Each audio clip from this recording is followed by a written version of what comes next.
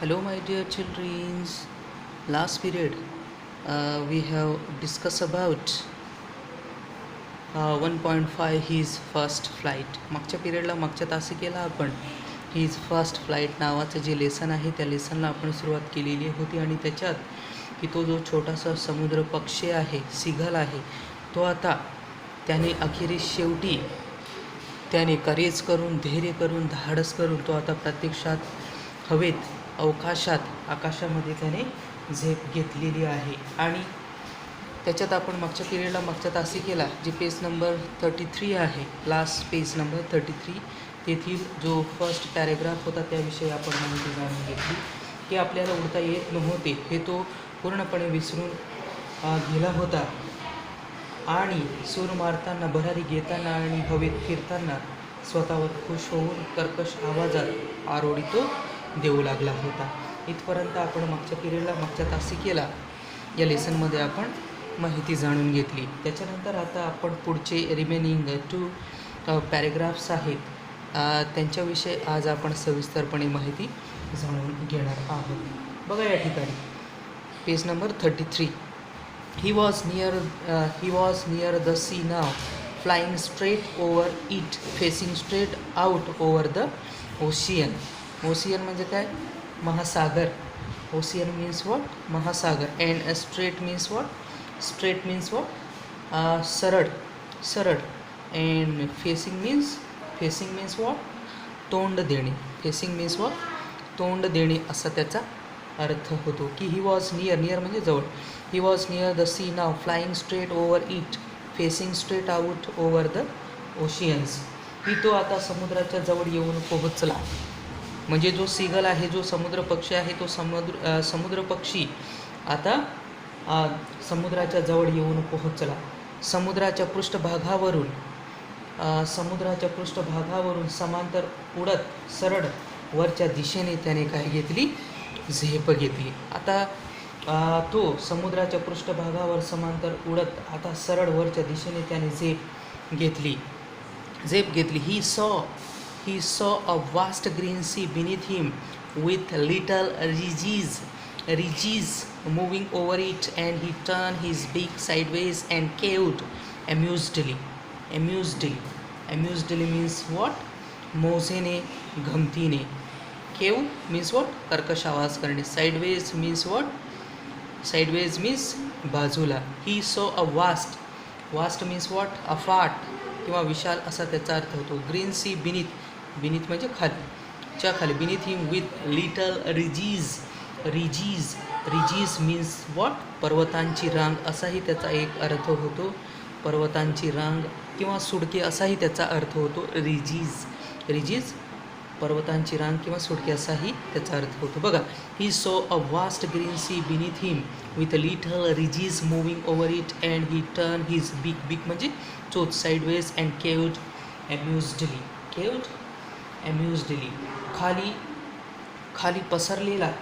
खाली पसरलेला ग्रीन म्हणजे हिरवागार वास्ट विशाल सागर आणि त्यातून डोकावणारे लहान सुडके म्हणजे रिजीज सुडके त्याला दिसले आणि आपली चोच बाजूला वळवून त्याने आनंदाने काय केली? चित्कार केला. अम्युज्डली म्हणजेच गमतीने मोजेने त्याने मोठ्याने काय केला? चित्कार केला. म्हणजेच अशा पद्धतीने तो आता इन दिस पॅरेग्राफ की तो आता समुद्राच्या जवळ येऊन पोहोचला होता. कारण तो आता प्रत्यक्षात हवेमध्ये उडायला लागला होता आणि समुद्राच्या जवळ येऊन पोहोचल्यानंतर समुद्राच्या पृष्ठभागावरून समांतर उडत सरळ वरच्या दिशेने त्याने झेप घेतली आणि खाली पसरलेला हिरवागार विशाल सागर आणि त्यातून डोकावणारे लहान सुडके त्याला दिसले आणि आपली चोच बाजूला वळवून त्याने आनंदाने काय केला? चित्कार केला. Now last paragraph. His parents and his brothers and sisters had landed on this green flooring ahead of him. Flooring means what? काय म्हणता येईल? तळभाग असाही त्याचा एक अर्थ होतो. Flooring means what? तळभाग असाही त्याचा अर्थ होतो. तळभाग flooring. His parents and his brothers and sisters had landed on the green flooring ahead of him. त्याचे आई वडील आणि भावंडेही मग त्या हिरव्यागार पृष्ठभागावर उतरली. त्याच्यानंतर काय झालं की his parents and his brothers and sisters had landed on these green flooring ahead of him. की त्याचे आईवडील, त्याचे भाऊ, त्याची बहीण मग त्या हिरव्यागार समुद्राच्या पृष्ठभागावर खाली उतरले. पृष्ठभागावर म्हणजे समुद्राचा जो सर्वात वरचा, समुद्रातील जे पाणी आहे आणि त्या पाण्याचा सर्वात वरचा जो भाग असतो त्याला काय म्हटले जाते? फ्लोरिंग असे म्हटले जाते, पृष्ठभाग असे म्हटले जाते. की त्याचे आईवडील आणि त्याचे भाऊ, त्याची बहीण मग त्या हिरव्यागार समुद्राच्या पृष्ठभागावर खाली उतरली. They were beckoning to him calling shrilly. Beckoning means what? खूण करणे नव्हे, खूण करणे किंवा डोके हलवून काय करणे? खूण करणे. जसं मी या ठिकाणी अंडरलाईन करतो या पद्धतीने, खूण करणे किंवा डोके हलवून खूण करणे. They were beckoning to him calling shrilly. आता कलकल आवाज करीत ती त्याला खुणा करून बोलावू लागले, कारण ते समुद्राच्या पृष्ठभागावर खाली उतरले होते. त्याचे आईवडील, त्याचे भाऊ, त्याची बहीण सगळेच त्या पृष्ठभागावर उतरले होते, समुद्राच्या पृष्ठभागावर उतरली होती आणि कलकल आवाज करीत ती त्याला खुणा करून बोलावू लागली. He drop his legs to stand on the green sea. आता त्याचे आईवडील, त्याचे भाऊ, त्याची बहीण सगळेच आता त्या समुद्राच्या पृष्ठभागावर उतरली होती आणि त्याला कलकल आवाज करीत त्याला खुणा करून बोलावू लागली. Then he drop his legs to stand on the green sea. Leg means पाय. की आपले पाय अलगद त्या हिरव्या समुद्रावर सोडून तो उभा राहायचा प्रयत्न करू लागला. की he drop his legs to stand on the green sea. की आपले पाय अलगद त्या हिरव्यागार समुद्रावर सोडून तो उभा राहण्याचा प्रयत्न करू लागला. म्हणजे तो समुद्राच्या पाण्याच्या पृष्ठभागावर त्याचे जे पाय आहे ते पाय हळुवारपणे, अलगदपणे त्या हिरव्यागार समुद्रावर सोडून तो उभा राहायचा त्या ठिकाणी प्रयत्न करू लागला. His leg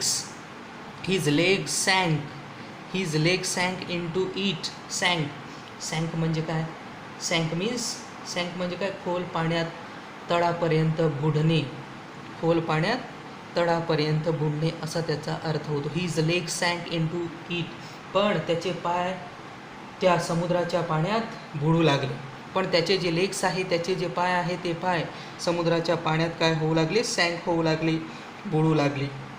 He screamed with fright and attempted to rise again flapping his wings. Scream म्हणजे ओरडणे, फ्राईट म्हणजे घाबरणे, अटेम्प्टेड मीन्स प्रयत्न, फ्लॅपिंग म्हणजे पंख फडफडवणे. की he scream with fright and attempted to rise again flapping his wings. तो घाबरून ओरडला आणि पंख फडफडवीत पुन्हा वर उडायला लागला.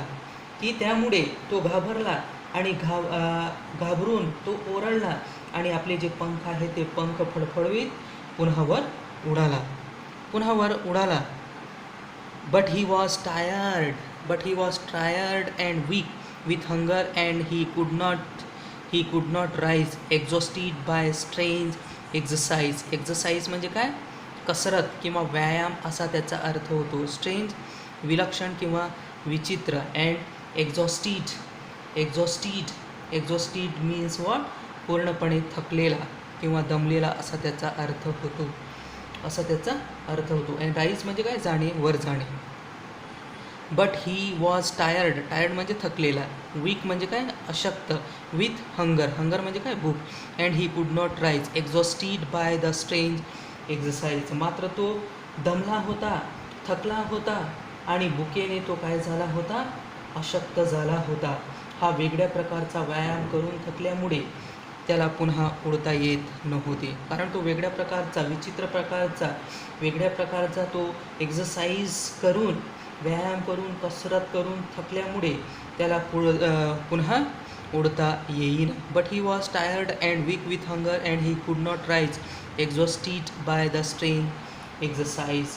मात्र तो आता दमला होता आणि बुकेने काय झाला होता, वीक झाला होता, अशक्त झाला होता आणि वेगळ्या प्रकारचा व्यायाम करून थकल्यामुळे त्याला पुन्हा उडताही येईना. His feet sank into the green sea, and then his belly touched it, and the sank no farther. His feet म्हणजे पाय. सँक मीन्स आताच आपण त्याचा अर्थ जाणून घेतला. खोल पाण्यात तळापर्यंत बुडणे. Into the green sea and his belly म्हणजे काय? Bailey means what? स्टमक, पोट असा त्याचा अर्थ होतो. Touch it and he sank no farther म्हणजे काय? अजून खोल किंवा अधिक दूर असाही त्याचा अर्थ होतो. फार्दर अधिक खोल. His feet sank into the green sea, and then his belly touched it, and he sank no farther. त्याचे पाय हिरव्या समुद्रात शिरले, पोट हलकेच पाण्यात टेकले आणि मग तो आणखी पाण्यात खाली बुडाला नाही. His feet sank into the green sea, and then his belly touched it, and he sank no farther. त्याच्यानंतर त्याचे पाय हिरव्या समुद्रात शिरले, पोट हलकेच पाण्यात टेकले आणि मग तो आणखी खाली बुडाला नाही. He was floating on it, and around him his family was screaming, praising him, and their beaks were offering him scraps of dogfish. Scraps म्हणजे काय? लहान अंश असा त्याचा अर्थ होतो, किंवा माशाचे लहान तुकडे, डॉगफिश किंवा माशाचे लहान तुकडे. डॉगफिश म्हणजे एक प्रकारचा तो मासा आहे. डॉगफिश एक प्रकारचा फिश आहे, मासा आहे. ही was floating on it. Floating म्हणजे काय? तरंगणे. फ्लोटिंग. स्क्रीमिंग म्हणजे ओरडणे. Praising means what? स्तुती करणे, प्रशंसा करणे. बिक्स म्हणजे काय? चोच. ऑफर म्हणजे देऊ करणे. अँड स्क्रिप्स म्हणजे तुकडे किंवा लहान अंश असा त्याचा अर्थ होतो. He was floating on it, and around him his family was screaming, praising him, and their beaks were offering him scraps of dog fish. की आता तो समुद्राच्या पाण्यावर छानपैकी काय करू लागला होता? फ्लोटिंग करू लागला होता, तरंगू लागला होता. आणि त्याचे कुटुंबीय त्याच्याबरोबर, त्याच्यासोबत फेर धरून कलकल करीत त्याचे कौतुक करू लागले आणि आपल्या चोचीतून त्याला डॉग फिशचे तुकडे भरवू लागले. की अशा पद्धतीने म्हणजे तो आता त्या समुद्राच्या पृष्ठभागावर तो छानपैकी तरंगू लागला होता.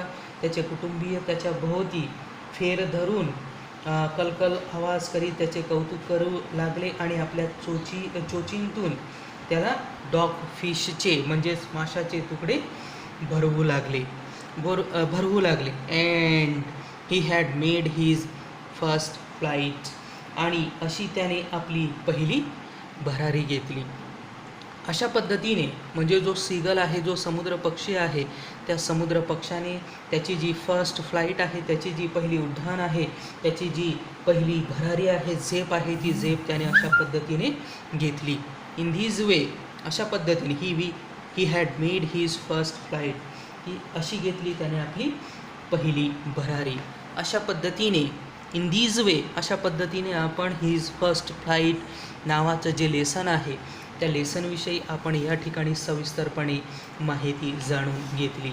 आणि आज हे जे लेसन आहेत, हे लेसन या ठिकाणी संपलेलं आहे. आणि हा जो भाग आज आपण यांविषयी जी सविस्तरपणे आपण माहिती जाणून घेतली, त्याविषयी जर तुमच्या मनात काही शंका असतील तर त्या तुम्ही हमखास मला विचारू शकतात. थँक्यू. धन्यवाद.